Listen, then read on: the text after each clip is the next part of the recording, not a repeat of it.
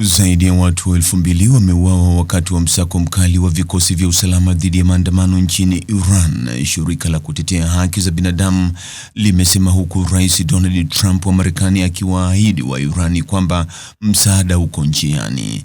Shirika la habari la wanaharakati wa haki za binadamu HRANA lenye makao yake makuu nchini Marekani liliripoti kuwa hadi sasa limethibitisha kuuawa kwa waandamanaji 1850, watu 135 wanaoshirikiana na serikali na raia 9 wasiohusika pamoja na watoto 9 katika muda wa siku 17 zilizopita, licha ya kukatika kwa mtandao wa intaneti. Ofisa wa Iran pia liliambia Reuters kwamba watu 2,000 wameuawa, lakini magaidi ndio wa kulaumiwa. Trump alisema mamlaka ya Iran italipa gharama kubwa kwa mauaji hayo na kuwataka watu kuendelea kuandamana.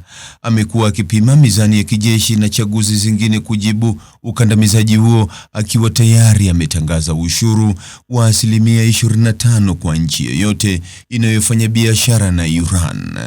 Maandamano hayo ambayo yameripotiwa kuenea katika miji 180 katika majimbo yote 31 yalichochewa na hasira ya kuporomoka kwa sarafu ya Iran na kupanda kwa gharama ya maisha. Haraka yalipanuka na kuwa matakwa ya mabadiliko ya kisiasa na kuwa moja ya changamoto kubwa zaidi kwa kuanzishwa kwa makasisi tangu mapinduzi ya Kiislamu mnamo mwaka 1979. Maandamano hayo yaliongezeka sana siku ya Alhamisi iliyopita na yalikabiliwa na nguvu mbaya, na mamlaka yalifunikwa na karibu kuzimwa kabisa kwa mtandao na huduma za mawasiliano.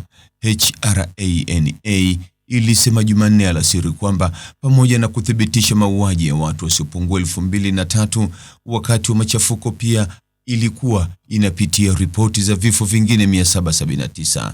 Tunaogopa, lakini bado tunafikiria kwamba idadi hiyo ni ya kiafidhina, naibu mkurugenzi Skyler Thompson aliliambia shirika la habari la Associated Press. Kundi jingine la haki za binadamu la Iran lenye makao yake makuu nchini Norway, IHR, wakati huo limesema limethibitisha kuuawa kwa waandamanaji wasiopungua 734.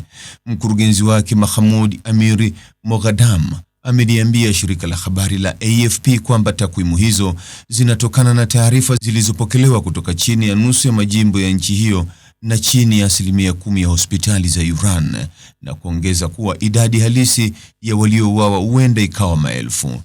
Reuters lilisema ofisa wa Iran ambaye hakutajwa jina lake, ambaye aliweka idadi ya vifo kuwa takriban watu 2,000, hakutoa mchanganuo wa idadi hiyo, ingawa aliongeza kusema magaidi ndio waliosababisha vifo vya waandamanaji na wafanyakazi wa usalama.